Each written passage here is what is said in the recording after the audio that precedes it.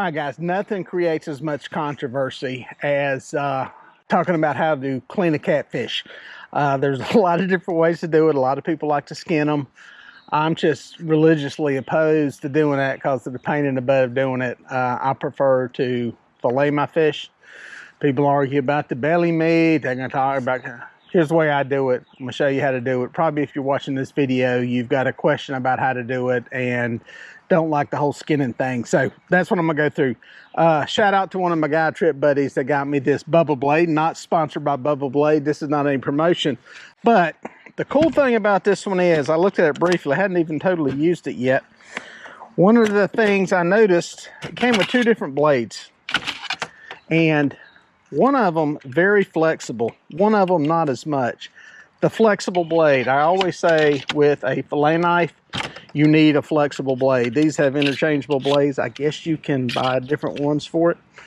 See how that baby loads up, but it's got good flex to it. I like that in a fillet knife. So shout out to Daniel for getting me the Bubba Blade. Appreciate that. Good guy. And I'm not a big, like, buy the most popular knife. It's a popular knife. I see a lot of different ones, but this one, I like the blade on it, so we're gonna see how it works. In here, been iced down, we're gonna start with this big one. That's what you wanna see right there if you get a fish somewhere. A little state of rigor. I put mine on ice. Perfect world, put them into a slurry with some ice and some water, maybe some salt, really drop the temperature down.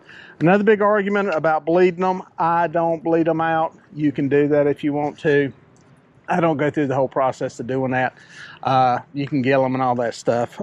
Usually this blood or this ice, this cold, will cause all that blood to pond up anyway in the organ. So let's get on with the show. What I do is come right up here. You're gonna see where the kind of the bones are in the head. And you can feel where it meets the meat here in the back. That's where I kind of run the knife in. You'll feel the bone right in through there. You'll be able to go right down. Here's where I say the knife comes in very handy, is working it around all the meat that is in there. Man, that thing is sharp. And what I do is I cut it down to about right here, leave the tail attached. Missed a little bit right there, not the end of the world. Flip that baby over and then run that blade. This is where the flexible blade comes in. Run that blade right down the back between the skin and the meat. Missed it a little bit on that one. Nah, not too bad. That thing is way more flexible than I thought it was, to be perfectly honest. The thing's got a lot of flex to it. Got a little bit of skin left on it.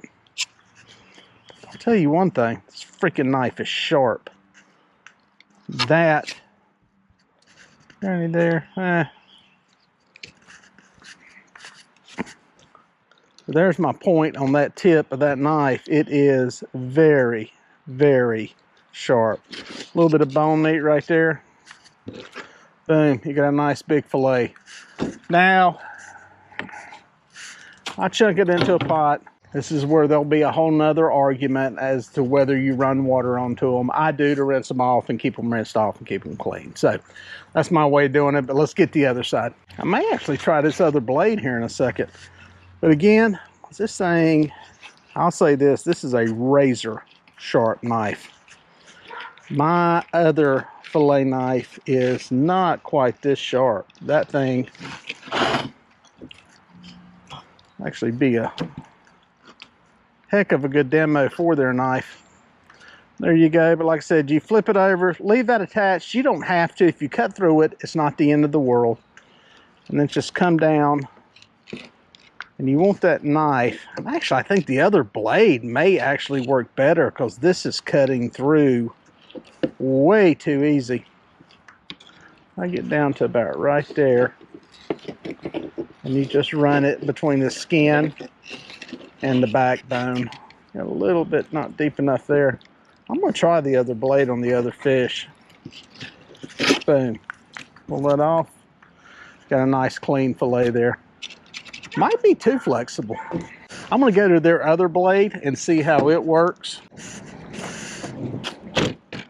I normally like a flexible blade. This one may have too much flex. Let's see what we can do. That one almost seems like it doesn't have enough.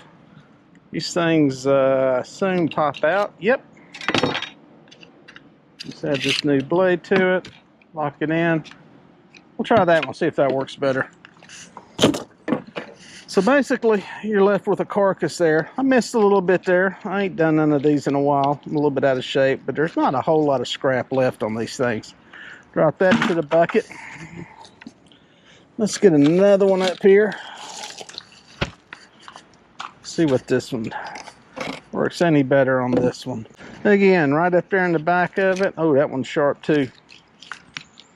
Not quite as much flex to work around that bone, but I don't know, I may like this blade better. Same thing, down to about right there, flip her over. Right down the back. Another trick here, guys, is if you can get this thing close to the edge of the table, it's easier to keep the blade parallel to the top of the table. There you go, boom. A little bit off on that one. Part of the problem, I've always said with this table, this old Bass Pro Shop one, is this little drain here. I like being right on the edge of it.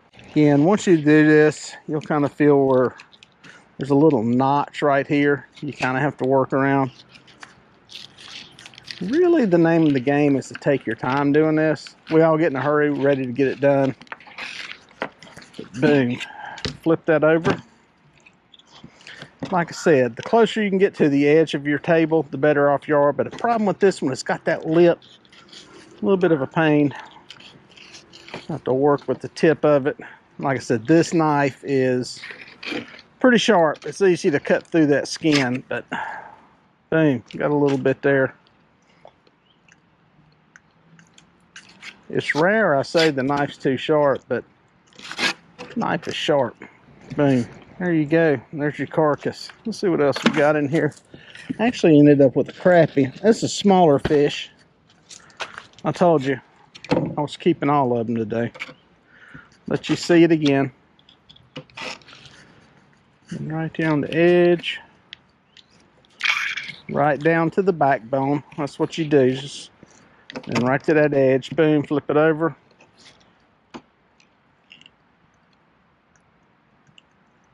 And if you have fillet gloves, it probably doesn't hurt to have them on. Boom. There we go. And there'll be somebody saying, cut this out, cut that out. Well, that all looks like good meat to me. Cut out the yellow, cut out this. I don't know, it's supposed to taste like catfish. It's not supposed to taste like a piece of tuna. Boom. There we go. Like I said, some people will say cut out the yellow. I mean, I don't know. Boom. And I'll show you one more I got here. This is a, right at the end, I caught a crappie. It's kind of the same thing with them. Literally got scales to go through, a little bit harder. Same thing, cut down to that backbone. Down the spine, flip her over. And then a lot of times you'll get a little bit of bone right there around that rib cage. Just cut that out. Boom. Nice piece of white meat. Puff, you ready to go. Same thing on this side. Just kind of go down that back, right above the ribs. A lot of y'all want to eat these things whole. I get it. That's up to you. Depends how you like them. I don't. I like the fillets, cutting them off of there. Doing a little low carb, breading them up, no carb fried fish. There you go. Boom. That's all there is to it. That's how I do it. Nice, simple way. Again, you don't have to, I know some people are freaked out by cooking whole fish and it's not their thing. So you do it your way. This is the way I do it. Nice, easy. Some people have been wanting to see a video about this. I got an old one from way back when, but been wanting to do a new one. So we'll do another video on cooking these things up. No carb fried fish. You're gonna love it.